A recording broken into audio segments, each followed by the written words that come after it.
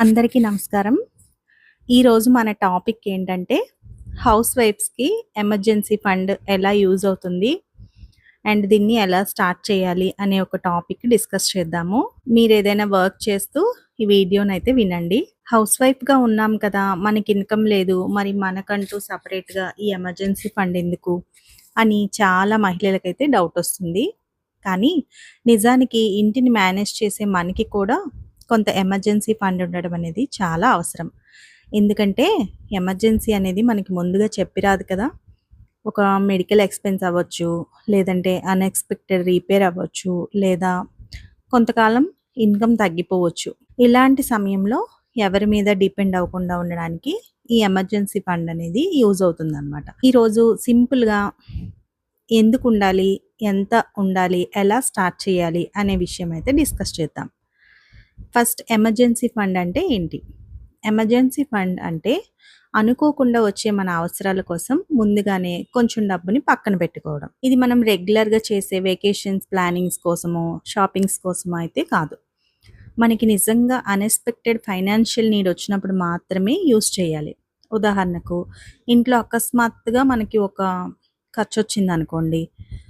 అప్పుడు మన చేతిలో మనీ ఉంటే వెంటనే అప్పు చేయాల్సిన అవసరం ఉండదు కదా! అందుకే ఈ ఎమర్జెన్సీ ఫండ్ అనేది మన ఫైనాన్షియల్ ప్లానింగ్‌లో ఒక చిన్న సేఫ్టీ లాంటిది. మరి హౌస్ వైఫ్స్‌కి ఎందుకు ముఖ్యమైనది అని నేను చెప్తున్నానంటే, హౌస్ వైఫ్స్ ఇన్‌కమ్ సంపాదించట్లేదు అంటే దానర్థం వాళ్ళ కంట్రిబ్యూషన్ ఫ్యామిలీకి లేదని కాదు. హౌస్ వైఫ్స్ ఇంట్లో చాలా పనులు మేనేజ్ చేస్తూ ఉంటారు. కుకింగ్, పిల్లలు, ఖర్చులు, ఫ్యామిలీ రెస్పాన్సిబిలిటీస్ ఇవన్నీ కూడా ఫ్యామిలీ ఫైనాన్షియల్ సిస్టమ్‌లో ఒక పార్టే కదా! కానీ పర్సనల్ ఇన్‌కమ్ లేకపోవటం వల్ల కొన్ని సిట్యుయేషన్‌లో ప్రతి చిన్న అవసరానికి వేరే వాళ్ళని అడగాల్సొస్తుంది. అందుకే మీ దగ్గర కొంత ఎమర్జెన్సీ మనీ ఉంటే చాలా బావుంటుంది కదా! ఫర్ ఎగ్జాంపుల్ మీ దగ్గర ఒక 10,000 ఎమర్జెన్సీ ఫండ్ ఉందనుకుందాం. అనుకోకుండా మనకొక 2,000, 3,000 అవసరమొచ్చింది. అప్పుడు దానికోసం మనం వెంటనే అప్పు చేయాల్సిన పరిస్థితి అయితే రాదు కదా! సో, ఎంచక్కా మన దగ్గరున్న ఫండ్‌లోంచే మనం యూజ్ చేసుకోవచ్చు. మరి ఎంతుండాలి అంటే దానికి అందరికీ ఒకే ఆన్సర్ అయితే ఉండదు కదా! ఎందుకంటే ప్రతి ఒక్క ఫ్యామిలీకి మంత్లీ ఎక్స్‌పెన్సెస్ అనేవి డిఫరెంట్‌గా ఉంటాయి. సో, మీరు ఫస్ట్ అయితే ఒక చిన్న టార్గెట్‌తో స్టార్ట్ చేయండి. ఫర్ ఎగ్జాంపుల్ 10,000 తర్వాత మీ పరిస్థితిని బట్టి దాన్ని అలా ఇంక్రీజ్ చేస్తూ వెళ్ళండి. ఒకేసారి పెద్ద అమౌంట్ అయితే సేవ్ చేయాల్సిన అవసరం లేదు. రోజుకి ఒక 100 50 వాటెవర్ ద అమౌంట్ ఇలా సేవ్ చేస్తే మనకి సుమారుగా నెలకైతే ఒక 1,500 నుంచి 3,000 వరకు సేవ్ అవుతుంది కదా! అలాగే ఒక 1 ఇయర్‌లో చేస్తే 18,000 వరకు సేవ్ అవుతుంది. ఇలా ఒక చిన్న అమౌంట్ అయితే స్టార్ట్ చేయండి. అమౌంట్ కంటే మనకిక్కడ కన్సిస్టెన్సీ అనేది చాలా ఇంపార్టెంట్ అనమాట. సో, ఖచ్చితంగా కన్సిస్టెంట్‌గా మనం సేవ్ చేస్తేనే ఫైనల్‌గా ఇయర్ మొత్తానికి మనం ఒక బిగ్ అమౌంట్ అనేది చూడగలుగుతాము. అయితే ఈ మనీని ఎక్కడుంచాలి అనే విషయంలో ఒక బ్యాంక్ అకౌంట్‌లో గానీ, ఆర్‌డీలో గానీ, ఎఫ్‌డీలో గానీ ఇలాంటి వాటిలో అయితే సేవ్ చేయొచ్చు. ఎమర్జెన్సీ ఫండ్ విషయంలో ఏంటంటే ఇంకో ఇంపార్టెంట్ పాయింట్ మనకి మనీ అవసరమైనప్పుడు అది త్వరగా మనకి అందుబాటులో ఉండేలాగా ఉండాలి. మరీ లాక్ చేసేసినట్టుంటే మరది మనకి ఎమర్జెన్సీ సిట్యుయేషన్స్‌లో యూజ్ అవ్వదు కదా! ఈ ఎమర్జెన్సీ ఫండ్‌నయితే మన రెగ్యులర్ సేవింగ్స్‌తో అయితే మిక్స్ చేయకూడదు. సెపరేట్‌గా ఉంచాలి. అకౌంట్‌లో మనీ కనిపిచ్చింది కదా! అని దానికోసం షాపింగ్స్ కోసం ఇలాంటి వాటికైతే యూజ్ చేయకూడదు. సో, ఇప్పుడు ప్రాక్టికల్‌గా ఎలా స్టార్ట్ చేయాలో చూద్దాము. ఫస్ట్ అయితే మీ మంత్లీ ఎక్స్‌పెన్సెస్ అన్నీ ఒక దగ్గర రాసుకోండి. ఫుడ్డు, ఎలక్ట్రిసిటీ, స్కూలు ఎక్స్‌పెన్సెస్ ఇలాంటివన్నీ మెడికల్, ట్రాన్స్‌పోర్ట్ ఇవన్నీ ఒక దగ్గర రాసేసుకొని, వీటికి అనుగుణంగా ఒక చిన్న టార్గెట్ అయితే పెట్టుకోవాలి. ముందుగా ఒక 10,000 ఎమర్జీ ఫండ్ బిల్డ్ చేస్తాను ఈ ఇయర్‌కి అని అనుకోండి. ప్రతి నెల ఒక ఫిక్స్డ్ అమౌంట్ అయితే పక్కన పెట్టండి. ఒక 1000 అయినా వాటెవర్ ద అమౌంట్. ఎంత పెట్టగలిగితే అంత పెట్టుకోండి.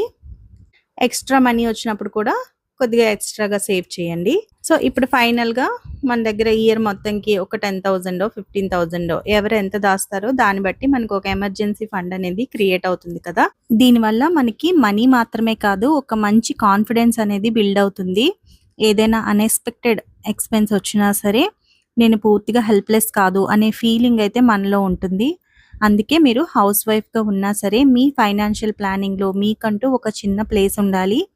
అది ఎంత అమౌంట్‌తోనైనా పర్వాలేదు. బట్ స్టార్ట్ అయితే చేయండి. సో, మీరు చేసే ప్రతి ఎక్స్‌పెన్స్‌ని కూడా ఒకసారయితే అబ్జర్వ్ చేయండి. నిజంగా మనకిది అవసరమైన ఖర్చేనా? లేదంటే ఒక అలవాటుగా మనం చేస్తున్నామా? ఫర్ ఎగ్జాంపుల్ అన్నెసెసరీ షాపింగ్స్ అయినా ఆఫర్స్ ఉన్నాయి కదా అని అవసరం లేకపోయినా కొంటాము. ఇలాంటి చిన్న చిన్న ఖర్చులనేవి కంట్రోల్‌లో పెట్టగలిగితే ఆ మనీని మనం ఎమర్జెన్సీ ఫండ్‌లోకి ట్రాన్స్‌ఫర్ చేయొచ్చు. అంటే మనకి తెలియకుండానే ఖర్చయిపోయే డబ్బుల్ని మన ఫ్యూచర్ కోసం ఉపయోగపడేలా సేవ్ చేసుకోవచ్చు అనమాట. ఇలా రోజు చిన్న చిన్న అమౌంట్ రోజు అయినా, నెలవారీ అయినా చేస్తే మనకి ఫైనల్‌గా ఒక మంచి డిఫరెన్స్ అనేది ఖచ్చితంగా కనిపిస్తుంది. సో, మనకి మనీ సేవ్ చేయాలంటే ఇన్‌కమ్ పెరగడం మాత్రమే మార్గం కాదు. మన చిన్న చిన్న ఖర్చుల్ని కంట్రోల్ చేయటం కూడా ఒక మంచి సేవింగ్ స్ట్రాటజీ అయితే అవుతుంది. సో, ఇంతవరకు నేను ఎమర్జెన్సీ ఫండ్ గురించి చెప్పిన విషయాలన్నీ మీకు అర్థమయ్యాయని అనుకుంటున్నాను.